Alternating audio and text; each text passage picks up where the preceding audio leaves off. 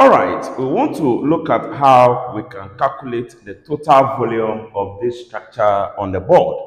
This structure is a combination of cone and hemisphere combined together. And for we to find the total volume, we find the volume of the cone, find the volume of the hemisphere, then we add the two together. Let us see how we can find the volume of the cone. Now, volume of cone, all right, mathematically is given as 1/3 times pi r squared h. H is the height of the cone. Now, in the question, we have been given pi in the question, and pi is 22/7. We also have our radius, which is 10. So we square it because it's square in the formula, times our height of the cone, which is 15. So we have our 15 here. Now we fix this into our calculator, and we are going to have 1571.43 centimeter cube. Now that we know the volume of the cone, we are going to find the volume of the hemisphere. Now, volume of hemisphere,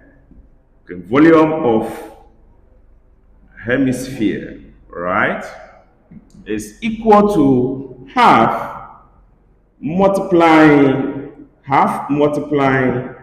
the volume of the sphere, and volume of a sphere is 4/3 multiplying pi r cube.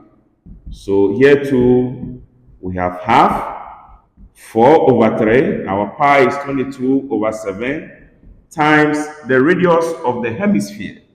And the radius of the cone is the same as the radius of the hemisphere, because the cone is fitted exactly into the hemisphere.